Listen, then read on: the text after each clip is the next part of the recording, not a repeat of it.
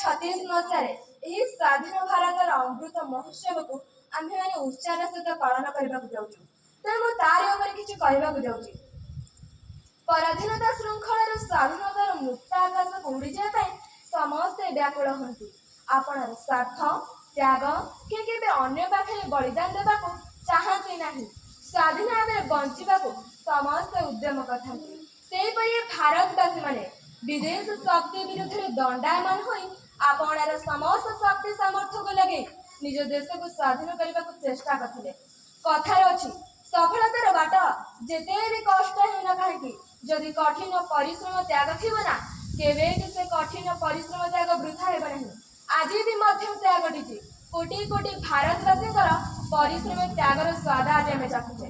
ମୁଁ ଆଲୋକପାତ କରିବାକୁ ଚାହେଁ ତାରି ଉପରେ, ଏହି ଦେଶ କେମିତି ଇଂରେଜ ଶାସନ ମୁକ୍ତି ହେବା ପାଇଁ କରିଥିଲା କଠିନ ସଂଘର୍ଷ। ଇଂରେଜମାନେ ଆସିବା ପୂର୍ବରୁ ଏହି ଦେଶ ଛୋଟ ଛୋଟ ରାଜ୍ୟମାନଙ୍କରେ ବିଭକ୍ତ ହେଉଥିଲା, ଆଉ ସେମାନଙ୍କ ଭିତରେ ଲାଗି ରହୁଥିଲା ମନମାଳିନ।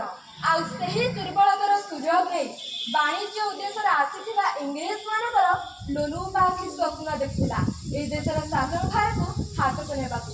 କେବଳ ସେତିକି ନୁହେଁ, ଏହି ଦେଶର ଧନର ପ୍ରାଚୁର୍ଯ୍ୟ ସେମାନଙ୍କୁ କରିଥିଲା ଅନ୍ଧ। ଏହି ଦେଶର ଉତ୍ପାଦିତ କଞ୍ଚାମାଲ ଉପରେ ପଡ଼ିଥିଲା ତାଙ୍କ ତୀକ୍ଷ୍ଣ ନଜର। କଳେ କଳେ କୌଶଳରେ ଆମ ଦେଶର ଶାସନକୁ ଭାରକୁ ହାତକୁ ନେଇ ଆରମ୍ଭ କଲେ ନିଷ୍ଠୁର ଦମନଲୀଳା। ଲୁଟେଇ ନେଇଗଲେ ଆମଠୁ ଆମର ସମସ୍ତ ଅଧିକାର। ଗୋଟେ ପଟେ ଗାନ୍ଧିଜୀଙ୍କର ଅହିଂସା ନୀତି ତ ଅନ୍ୟପଟେ ସୁଭାଷ ଘୋଷଙ୍କର ମତେ ରକ୍ତ ଦିଅ ମୁଁ ତୁମକୁ ସ୍ୱାଧୀନ ଦେବି ପରି ଗୁରୁଙ୍କର ଗଭୀର ନାଦରେ କମ୍ପି ଉଠିଥିଲା। ଶେଷରେ ବିରାଟ ଜନସଂଖ୍ୟା ଆଗରେ ହାର ମାନିବାକୁ ପଡ଼ିଥିଲେ ଇଂରେଜ ସରକାର। ଦୀର୍ଘ ସମୟ ପରାଧୀନତା ପରେ 1947 ମସିହା ଅଗଷ୍ଟ ମାସ 15 ତାରିଖରେ ଆମ ଦେଶ ଦେଖିଥିଲା ସ୍ୱାଧୀନତାର ପ୍ରଥମ ସୂର୍ଯ୍ୟୋଦୟ। କିନ୍ତୁ କଣ ଆମେ ସତରେ ସ୍ୱାଧୀନ? ନା ସ୍ୱାଧୀନ ଭାବରେ ଗର୍ବର ସହ ଚାଲୁଥିବା କୋଟି କୋଟି ଭାରତବାସୀମାନେ ଏବେ ବି ପରାଧୀନ। ଏବେ ବି ଲାଗି ରହିଛି ସେ ଅତ୍ୟାଚାର, ସେ ନିରକ୍ଷରତା। ଆଜି ବି ନାରୀ ନିଜକୁ ସୁରକ୍ଷା ମନେ କରୁନି, ନିର୍ଭୟରେ ରାସ୍ତାରେ ଚାଲି ପାରୁନାହିଁ। ସରକାରଙ୍କ ଦ୍ୱାରା ବିଭିନ୍ନ କାର୍ଯ୍ୟକ୍ରମ ହୋଇ ମଧ୍ୟ ସେ ଅତ୍ୟାଚାର ସବୁ ଦେଖିବାକୁ ମିଳୁଛି। ଇଂରେଜମାନେ ଦେଶ ଛାଡ଼ି ଚାଲିଗଲେ ସତ, କିନ୍ତୁ ଏହି କୋଟି କୋଟି ଭାରତବାସୀଙ୍କ ପାଖରେ ଅସୁର ପ୍ରକୃତି ଜାଗ୍ରତ କରିଦେଲେ। ପ୍ରତ୍ୟେକ ଦିନ ଗଣମାଧ୍ୟମକୁ ହତ୍ୟା ଖବର ଆସୁଅଛି। କୋଉଠି ପୁଅ ବାପାକୁ ମାରୁଛି ତ କୋଉଠି ସ୍ୱାମୀ ସ୍ତ୍ରୀକୁ ମାରୁଛି, କୋଉଠି ସ୍ତ୍ରୀ ସ୍ୱାମୀକୁ ମାରୁଛି ତ କୋଉଠି ପୁଅ ମାଆକୁ ମାରୁଛି। ଏସବୁ ଶୁଣିଲେ ଆମ ସହଜୀବନ ମାନେ କଣ ଭାବିବେ? ଭାବିବେ ଯେ ଯେଉଁ ଭାରତକୁ ଆମେ ସ୍ୱାଧୀନ କରିବା ପାଇଁ ଆମେ ଆମର ସର୍ବସ୍ୱ ତ୍ୟାଗ କଲୁ, ସେହି ଭାରତ ଆଜି ହିଂସ୍ର ରାଷ୍ଟ୍ରରେ ପରିଣତ ହୋଇଛି। ପାଶ୍ଚାତ୍ୟ ରାଜ୍ୟର ଶିକ୍ଷାନୀତି ଫଳରେ ଭାରତୀୟ ଲୋକମାନେ ନିଜର ସଂସ୍କୃତି ଶିକ୍ଷା ବ୍ୟବହାର ଓ ଆଚରଣ ମଧ୍ୟ ଭୁଲି ଯାଉଛନ୍ତି। ଲୋକମାନେ ଏକ ପ୍ରକାର ହିଂସ୍ର ଅନ୍ତରରେ ପରିଣତ ହୋଇଗଲେଣି। ସବୁର କାରଣ ହେଉଛି ପଇସା। ଯେଉଁ ଭାରତୀୟ ଇଂରେଜ ଶାସନ ମୁକ୍ତି ହେବା ପାଇଁ ଖାଦ୍ୟ ପାନୀୟ ସବୁ ଭୁଲି ଯାଉଥିଲେ ଏବଂ ବଡ଼ ବଡ଼ ଉଚ୍ଚ ପଦବୀର ଲୋକମାନେ ମଧ୍ୟ ପଇସାର ମୋହକୁ ଭୁଲି କେବଳ ଦେଶର ମୁକ୍ତି ଚାହୁଁଥିଲେ, ସେହି ଭାରତୀୟମାନେ ଧନ ସମ୍ପତ୍ତି ପାଇଁ ପରସ୍ପର ମଧ୍ୟରେ ହଣାହଣିବାକୁ ମଧ୍ୟ ପଛଉନାହାନ୍ତି। ତେଣୁ ଭାରତ ସମ୍ପୂର୍ଣ୍ଣ ରୂପେ ବଦଳି ଯାଇଛି। ଏହାକୁ ଦୂର କରିବାର ଏକମାତ୍ର ଉପାୟ ହେଲା ନିଜ ଭିତରେ ଥିବା ମୋହ ମାୟା ହିଂସାକୁ ଦୂରେଇ ଏକ ଉତ୍ତମ ଶାଳୀନତାପୂର୍ଣ୍ଣ ମନୁଷ୍ୟ ହେବା।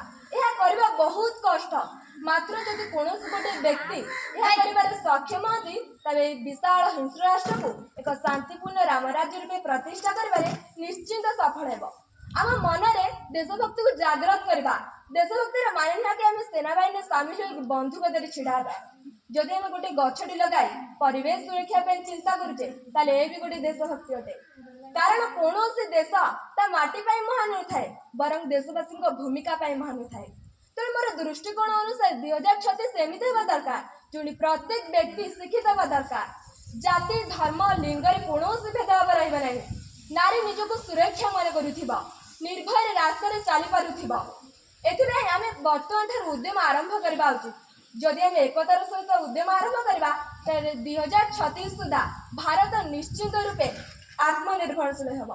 ତାହେଲେ ଗାନ୍ଧିଜୀଙ୍କ ସ୍ୱପ୍ନ ରାମରାଜ୍ୟ ରୂପେ ପ୍ରତିଷ୍ଠା କରିବାରେ ଆଉ ଆମଠାରୁ ବେଶୀ ଦୂରେ ରହିବ ନାହିଁ।